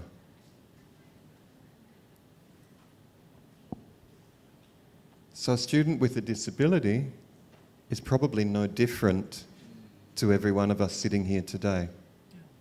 The same needs, the same hopes, the same dreams. And what is it that they need? Firstly, they need to get into the university. So they need to meet the admission requirements. And universities, if they're anything like Australian universities, they're set up to exclude people because you have to achieve a certain ranking and a certain marking to meet the admission requirements, so only the smartest and most capable people get into the university in the first place. So if you don't make it through secondary school, you're not going to be in university, so you've lost. And they want to be able to move around, so the campus needs to be accessible. And so your facilities and service team have a big job to do to make sure that the campus is accessible, that they can move around. Is it important that a student with disability feels welcome? How do you do that in an environment where there is so much negative stigma about having a disability? How do you make someone feel welcome when they can't tell you who they are and they will never feel true to themselves because they can never be true to you about who they are? So there's a real challenge there about making a student feel welcome and enabling them to feel welcome. It's about hospitality. It's so important. They need to have access to accessible information and learning resources. So information, teaching has to be delivered in a way that is accessible, using the principles of universal design for learning, as were mentioned yesterday. Preparing information that, like a lecture that has captions and a transcript that is accurate and that is available to a student. Those sorts of simple things that need to be done to ensure that learning is accessible. And like we've heard the last few days, if it works for a student with disability, it actually works for everyone. What is really important for a student with disability is to receive honest, reliable and trustworthy service. And that service is trauma-informed. What do I mean by trauma-informed? That a student with disability who makes it into a university has gone through so much to get there that they're probably carrying a whole lot of trauma and distress. And that will have started in their very early life and accumulated all the way through their life as they deal with barrier and obstacle one after the other. And it doesn't stop when they get to university. It's just more sophisticated. So service has to be trauma-informed. It has to be responsive to the needs of someone who has very complex mental health needs. Not necessarily because they have a mental health condition, but because they're vulnerable. So it has to be safe, it has to be trustworthy, it has to be collaborative, it has to be service that is from a place of empowerment, where the person with disability is honoured with the capacity to make choice and to be valued and respected. And the need for peer support is really important too. So the capacity to connect with other people and to share stories, war stories if you like, stories of hope and overcoming difficulties. How did you do it? Well, this is what I had to do. It's really important to have that opportunity, and this conference is in some ways a chance to do that. Ultimately, a student with disability, I think, needs the opportunity to realise their hopes and dreams in the same way that we all do. Is there anyone in the room who doesn't want to realise their hopes and dreams? Just put your hand up if you don't want to realise your hopes and dreams. If you want to live a life where you're told what to do, where to go, how to be. None of us want that. A person with disability is no different. They don't want that either. They don't want to be incarcerated. They don't want to be controlled. So, to realise hopes and dreams, now there's a picture of a graduation ceremony I found on the internet. And that's one from here somewhere. You may recognise the student or the academic. I found that on the internet. So what gets in the way, and this is, I guess, what's really come to my mind the last day listening to the conference, and I've got another 10 slides which I won't go into because I think the critical issue is in this one. What gets in the way of a student progressing through school and making their way to university? Why is it so hard? Why is it that if you have 3,000 people with disability, only one of them will make it to university in Indonesia? That's not good odds. 1 in 3,000, based on the numbers that you've got at the moment. So what gets in the way? First thing I thought was resistance. There's a lot of pressure for people with disabilities not to be successful, not to challenge the status quo, not to be difficult, not to be demanding, not to question their rights or advocate. There's enormous resistance. It's the same in Australia. I think it's probably global. In universities, academics, this is what I've heard for years now, it adds to our workload. It's too much work. Because in my university there were 2,000 students with disability and 35,000 students, and the academics kept saying, it's too hard, it's too much work. It's actually not, but when you're already swamped with work, this is just that one extra thing that you don't want to do. So there has to be ways of making it easy. There's a real issue about not knowing, and I've framed it in this way deliberately. It's this idea that I don't know what I can ask a person with disability, I don't know what they need, and I'm afraid of asking them because I'm afraid of insulting them or offending them. So it's better that I make assumptions than I actually ask. And so if a student with disability arrives and we ask them, what do you need? It's a very simple question, but a question that is often not asked because we don't really want to know. Might be too much work. Oh, that was my best PowerPoint.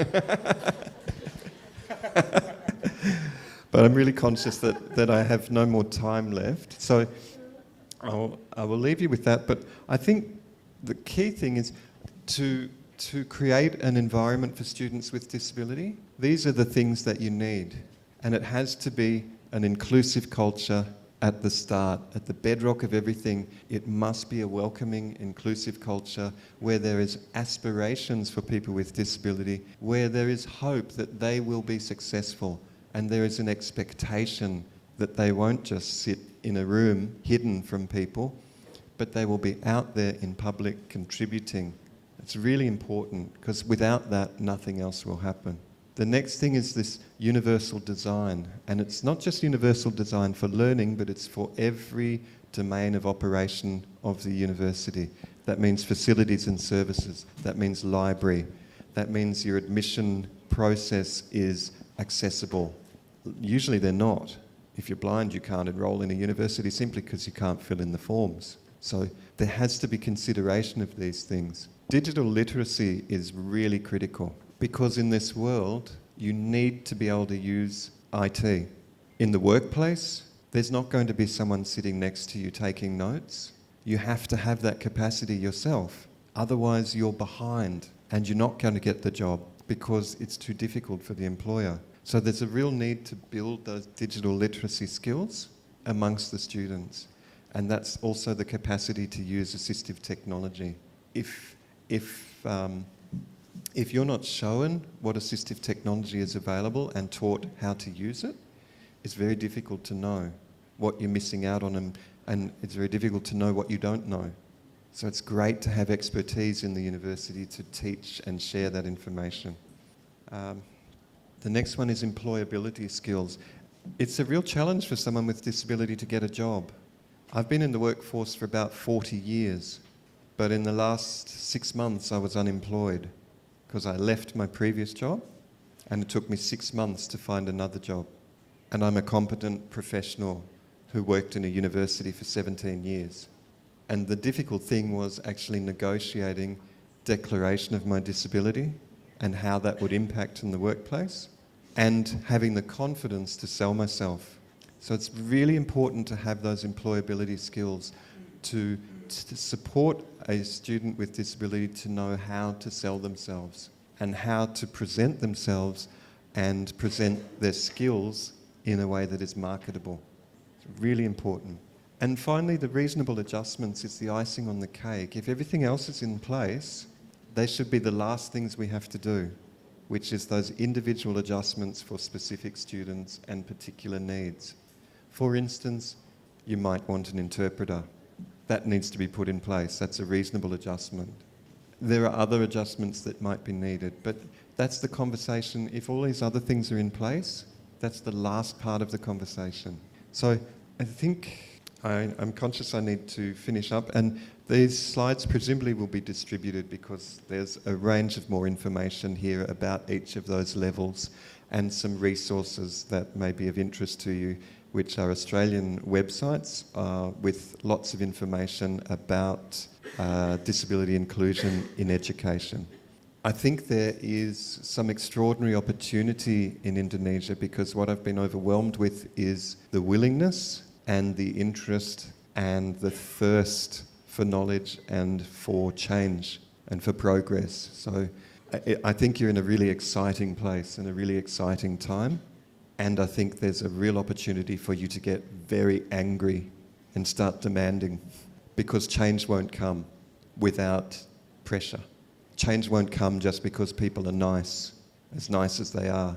Change will only come because of pressure and because of insistence.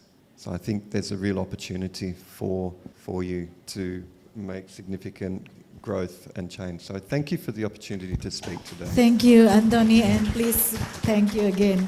I think it's so great to listen to the 4 speakers, and now we still have around 20 minutes for Q&A session. I do hope that the question should be brief, and you may introduce yourself before you deliver your question. And then please be clear if you want to be specific to whom that your question will be addressed to. I will give it to the floor. Anyone would like to ask questions for the speakers for today's session?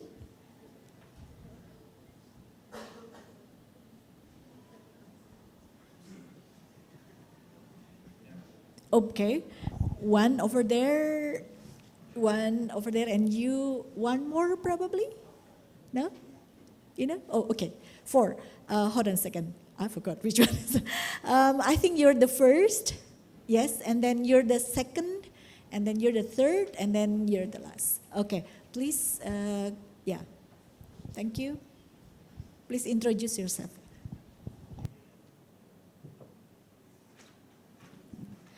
Yeah, thank you again for the opportunity. My name is Mahar from the Ohana Inclusive Indonesia. I would like to ask generally to all the speakers, but specifically to Dr. Clark, because you talk about intersectionality before, and it's really interesting for me when we talk about intersectionality because people with disability couldn't get off from that part from intersectionality. And when we talk about disability or people with disability, they have a lot of identities that they bring with them, that come with them.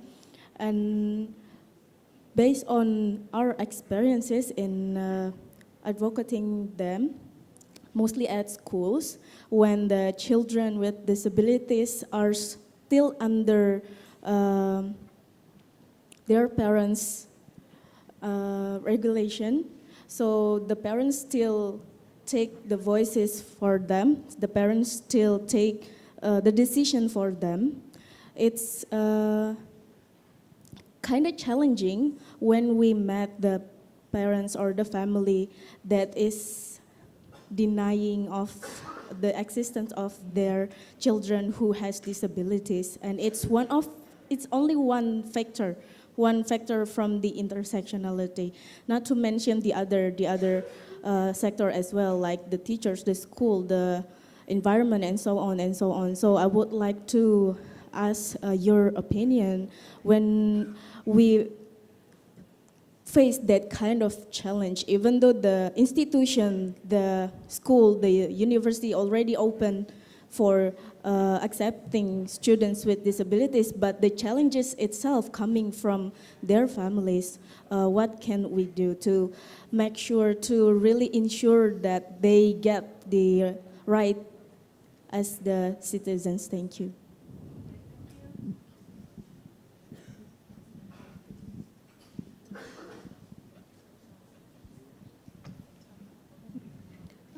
I'm sorry before I speak with bahasa. Saya Vidya dari Pusat Rehabilitasi Yakum Yogyakarta. Saya ingin sharing dan bertanya kepada Cak Fu, dan mungkin nanti bisa ditanggapi oleh Profesor Wawan juga. Selama ini Yakum juga memproduksi alat bantu seperti itu. Saya sepakat dengan apa yang dikatakan oleh Cak Fu tadi, bahwa alat bantu itu adalah salah satu hal yang perlu kita advokasi lebih lanjut, termasuk adanya kebijakan yang lebih inklusif kaitannya alat bantu. Mungkin kita saat ini sedang mendorong disahkannya PP konsesi ya. Yakum sendiri hampir 41 tahun ini memproduksi alat bantu, tapi kemudian kita mempunyai kesulitan ketika kemudian terbatas oleh pajak impor, ketika pernah kami tuh sampai harus membayar 21 juta untuk membeli satu komponen yang kecil saja dari salah satu alat bantu seperti itu. Maka dari itu mungkin lembaga-lembaga sosial seperti kami ini mungkin ada semacam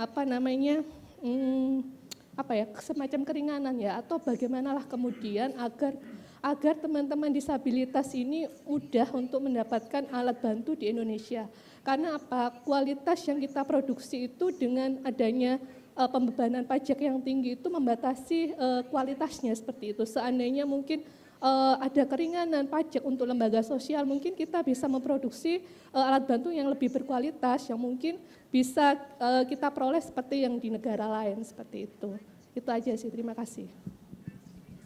Thank you. The third, yes, please.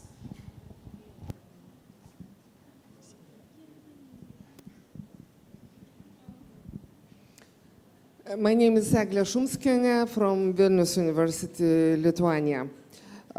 Thank you for this amazing session. I enjoyed your presentations very much. And I have a question to Commissioner Bahrul Fuad, a short one. Has Indonesia ratified the optional protocol for the Convention Against Torture, Degrading and Inhuman Treatment? Okay. Because I wanted to elaborate further, but the answer is clear. Thank you. Sorry, yeah.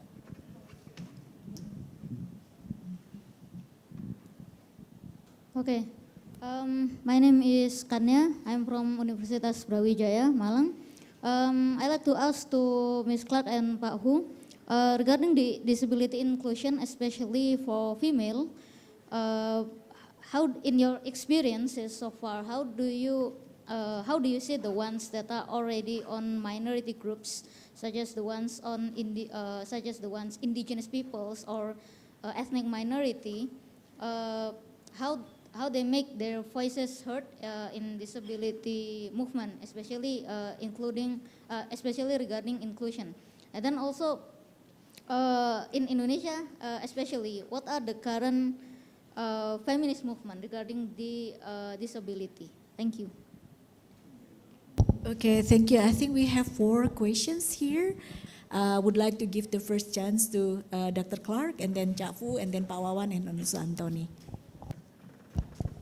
Thank you for those questions. I think the first one was about what do you do when in fact, opportunities available for students, if I understood you correctly, but parents are being the gatekeeper. And this is a classic problem, and I'm not going to pretend to have the answer to that. But I can speak from the Convention on the Rights of the Child, and we know Article 12, the child has the right to be heard. And that doesn't mean the child has a performance on the stage and we all clap and the child voices their opinion about something and the show is over. That means the child has to be in the room where the decisions are being made administratively or legally. And so when it comes to access to education, which is a critical human right, the child has to be heard in some way, and it's difficult when the parents have guardianship.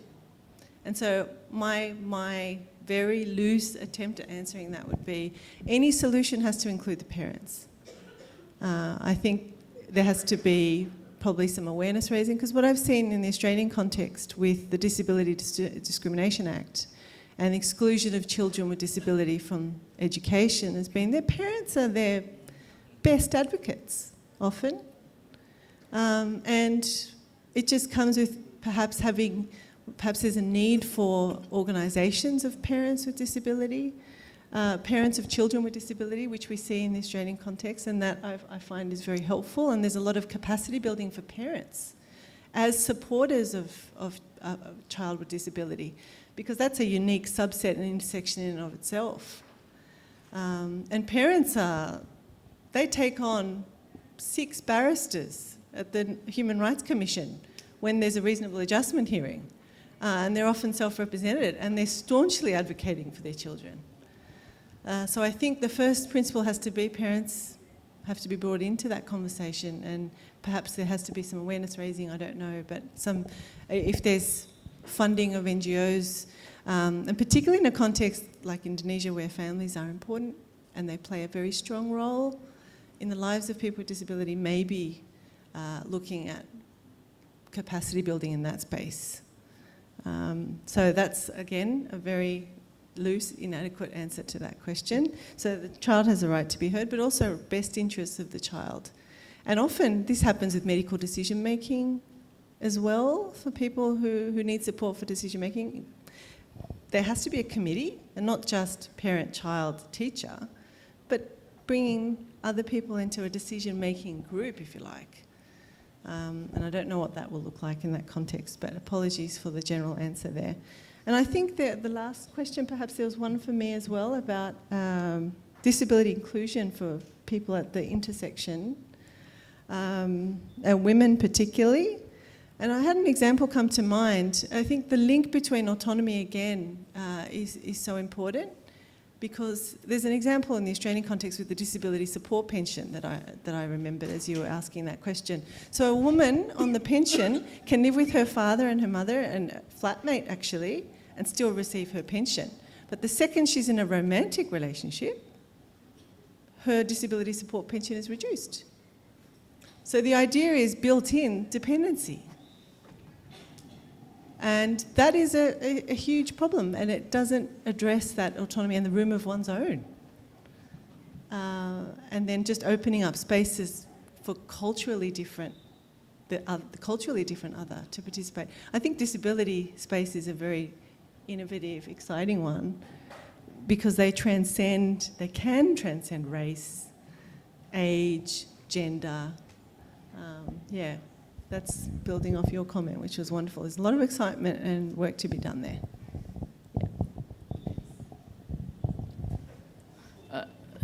Yang pertama saya akan jawab terkait dengan Yakum. Memang semestinya pemerintah menggunakan atau membuat sebuah peraturan khusus terkait dengan alat bantu. Dan sebenarnya bukan hanya alat bantu, tapi juga obat-obatan khusus bagi saudara-saudara kita yang disabilitas mental dan psikososial. Ini obatnya sangat mahal dan beberapa tidak bisa dijual di apotek dengan secara umum, maka harus beli dengan resep dokter dan mungkin beberapa bisa harus impor. Nah, oleh karena itu memang harus ada peraturan pemerintah yang khusus mengatur soal pengadaan alat bantu ini. Dan sampai sekarang memang pemerintah Indonesia belum memiliki aturan menyangkut soal ini, dan seringkali penyelesaiannya adalah penyelesaian kasuistik gitu ya. Misalkan nanti kalau Yakum advokasi terus punya channel orang yang di atas gitu ya, bisa kontak, itu kemudian barang itu bisa masuk. Tapi kalau itu kan nggak bisa terus menerus seperti itu. Maka peraturan pemerintah tentang konsensi itu memang harus kita dorong segera. So mungkin itu ya, nanti kita bisa diskusi juga setelah ini. So I would like to answer regarding the ratification of the optional protocol of the CAT. Yeah, until now the government of Indonesia doesn't ratify this convention, optional protocol. And actually I would like to inform that this week Komnas Perempuan and then Human Rights Commission and Disability Commission, National Commission of Disability, and also Ombudsman Republik Indonesia together with the LPSK. Today we organize the public consultation hearing with the some ministry and also some minority group and also the survivor from the torture and also inhuman treatment in Indonesia. It is national consultation, and we found that in Indonesia, torture and inhuman treatment in Indonesia still happen, especially in the closed institution like mental hospital, and also like Bu Yeni said, present in this morning in the like social rehabilitation or mental rehabilitation institution.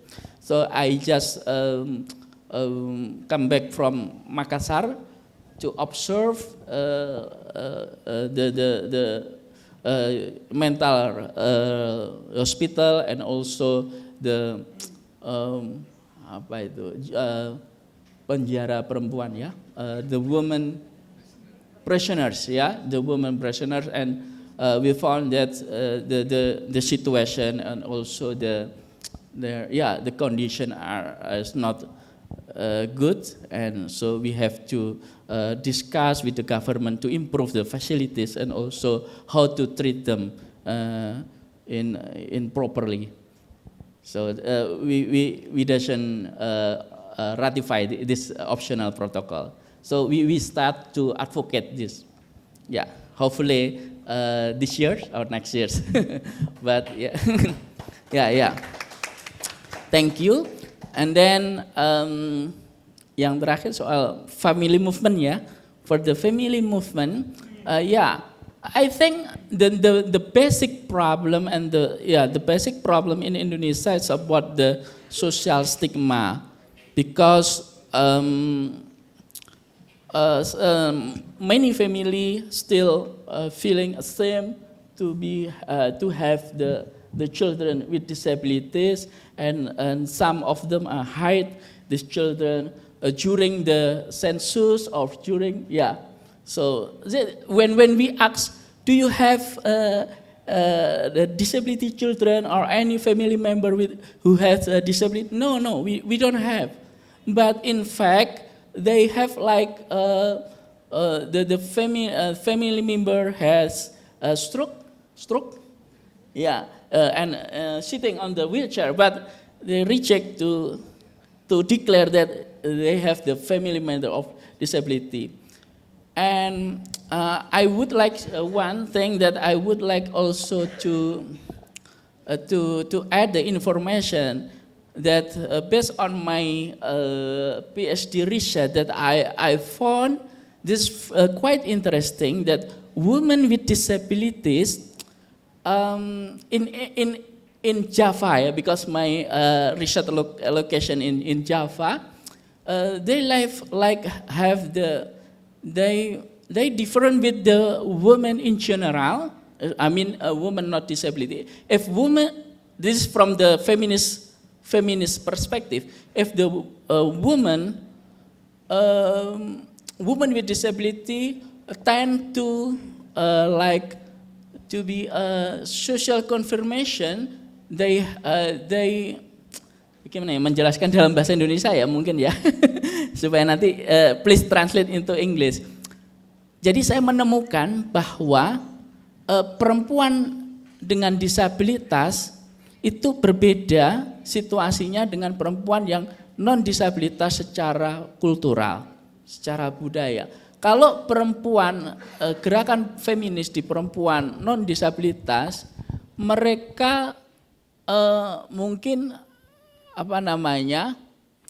bisa saja mereka tidak ada yang mungkin mereka tidak mau menikah begitu ya, karena ingin merebut ruang-ruang publik, ingin bisa setara dengan laki-laki dan kemudian lebih menorak pekerjaan-pekerjaan domestik. Tapi di dalam temuan saya, beberapa ya hampir 80% saya klaim ya, responden saya yang perempuan dengan tuli, mereka memiliki suami itu merupakan sebuah bentuk konfirmasi sosial. Walaupun di dalam kesehariannya mereka mengalami kekerasan. Jadi mereka berani bahkan ketika suaminya diadukan ke polisi dan dipenjara, oleh istrinya itu ditebus. Karena apa? Memiliki suami bagi masyarakat Jawa, punya keluarga disabilitas Jawa, itu sebuah prestis. Menjadi janda itu sebuah aib. I mean not the problem, but the fact and the situation. Jadi kenapa perempuan banyak kemudian perempuan disabilitas itu sering kali mengalami kekerasan yang berulang. Karena mereka tidak bisa lepas dari pasangannya. This is, I think, the surprisingly for me that I found this data, this evidence. Mungkin itu ya Mbak. Terima kasih. Thank you. Anthony and Pak Wawan, would you like to also add some comments on that? Anthony, you can go first, and then Pak Wawan. I've got a couple of things to ask. How many households in Indonesia have televisions? Almost 100% of households? 90% maybe? Okay. And also Netflix. YouTube and Netflix, okay. Not television, okay. Because my question is, when was the last time you saw positive representation of someone with disability in the media? Whether that's YouTube or Instagram or on television. Because if your parents are controlling their children and making decisions on the children's behalf that are fear-based, then one of the strategies is to normalize disability. And to all of our colleagues here today who are in the performing arts, that's what we saw last night. Disability was normalized in the beautiful dance performance that we had. And more of that normalizes disability so it's not such a bad thing. It's not so much stigma. And then over time, your parents won't need to pretend that their child doesn't have a disability or deny the existence of that disability. So I think it's cultural change through representation, positive depictions of people with disability. And Tricia said it yesterday, you can't be what you can't see. And if parents don't see positive images of people with disability, they don't develop those aspirations for their own children. So I think that's one thing really important. In relation to assistive technology, that's expensive, and the people that make it expensive because it's such a limited market, and they charge hefty prices for it. But there's a lot of stuff that's free. So if you have access to, for instance, if you have access to a Microsoft package, there's a whole lot of assistive technology built into that is free. On my iPhone, I have a program which I downloaded free called Seeing AI, and it's for blind people. And it can take a photo and describe to me what it sees. And it can recognize faces and tell me who I'm talking to. It's free. So there is a huge amount of assistive technology out there that doesn't cost. The question will be, do you have access to it here? And I can't answer that, but it's about exploring and looking for the options, because there's lots. So just a couple of things. Thank you very much, Bu Poppy. Quick response to first on intersectionality, and the second one for the our friend from Yakum. I do agree, Mbak, that intersectionality should be kind of new paradigm of research and also advocacy when we discuss on the inclusion aspect. Since based on our research and also experience that we have here, a lot of kind of double or even triple and even multiple exclusion that faced by a certain group of people. I mean, there is a lot of kind of exclusion within already excluded group, for example. And why it happened? Because there is so many identity that attached to someone. Could be religion, race, and also sexual orientation, so on and so forth. So that's why I do agree with your question that the intersectionality should be kind of a new paradigm of research and also advocacy in these issues. The second one, from our friend from Yakum, I do agree with Cak Fu as well, that the problem on this kind of what we call alat bantu, assistance thing, assistant device for disabled people. The problem here is not only how to provide and how to use, but also more systemic in my view.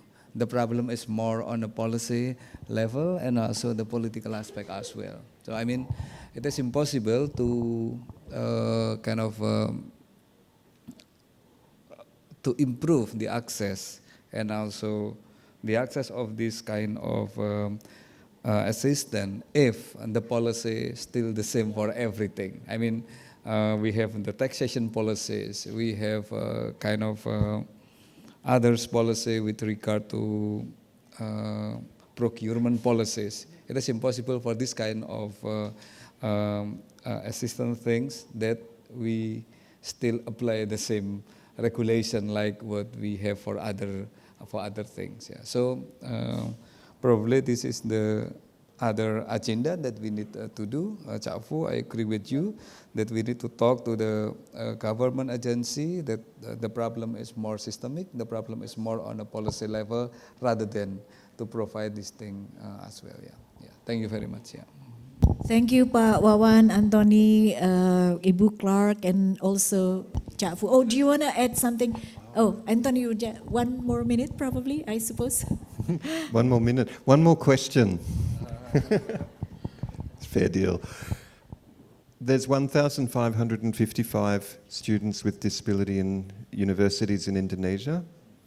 My question is, what enabled those 1,555 people to get to university? What was in place for those people that enabled them to get through school, get sufficient entrance marks to qualify for admission to a university and progress through their studies? So I think there's a real question there about what actually works. We've heard a lot about what doesn't work and what the barriers and the problems are, but we have 1,555 exceptions to those problems. I'd like to know what happened for those people and what they did that enabled them to be successful. Was it their parents behind them? Was it that they are rich and have good connections? Was it that they have drive and ambition and that they wouldn't accept no for an answer? I think you need to find out, what is it that made those people be successful?